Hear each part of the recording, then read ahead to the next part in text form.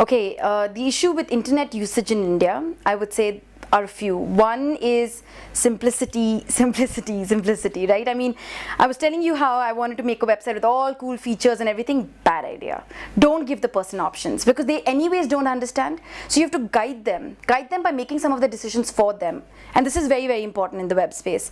Second, I would say, interestingly enough, I mean, the look and feel of your website is important because apparently it inspires trust. So if your website looks nice, even though it may not work properly, but if people feel that they can trust you. But if the website doesn't look nice, people then feel, uncomfortable with your website. So these are again little quirks that I didn't realize that were specifically important for internet users in India as opposed to those worldwide.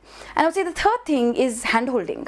Even if you have a fully functional online website, you will still get phone calls and emails asking you, how do you make a page or a campaign, how do you make a donation, and why is it not working? And so you have to be prepared for that as well. Having enough people on the ground or on phone willing to guide your users with your platform.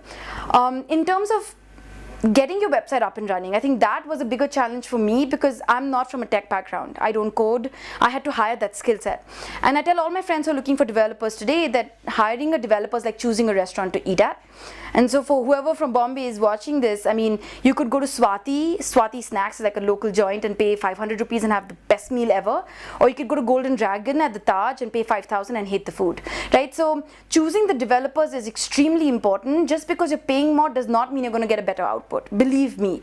So the kind of metrics I used was have they made commerce platforms before? Have they worked with Indian payment gateways before?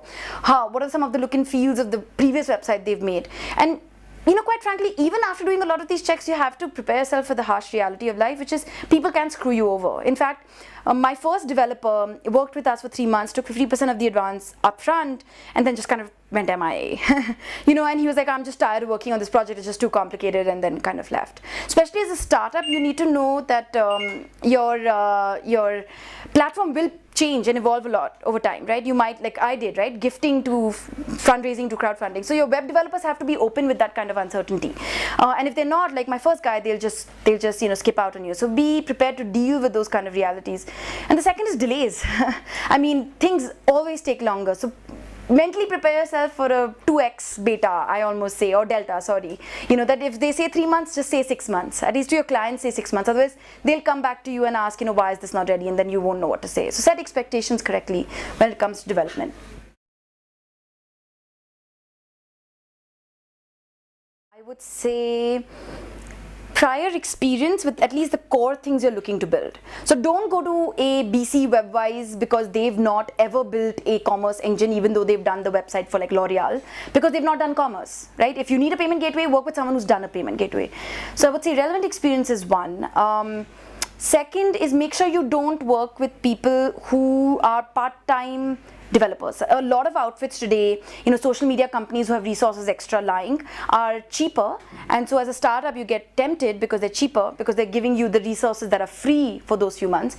But that's not a good strategy because you might need them for longer, you might need them to do other stuff, and then deliverables and timelines will get affected. So I would say that's probably another metric that people don't think about. Besides that, I would say mindset, right? Mindset, especially of your project manager. Is he or she willing to do crazy things, right? Because you will need them to do crazy things. You will need them to pivot your business model. You will need them to think out of the box to code interesting things.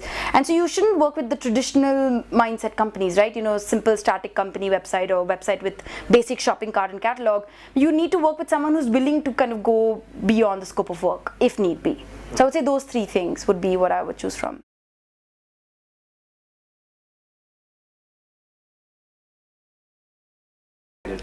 Yes, we actually considered this every step of the way to hire in-house, and we decided against it for a whole bunch of reasons.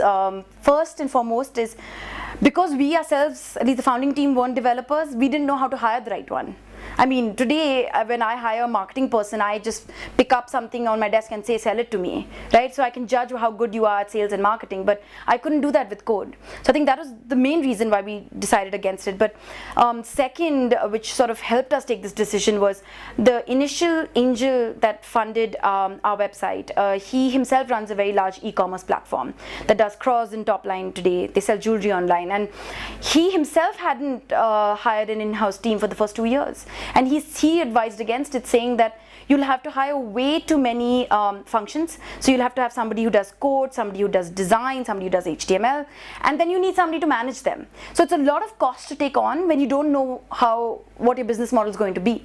And rightfully so, right? Look at us. We went from one end to another end in terms of our business model, and now we are in a position to say, okay, this is what we're going to do.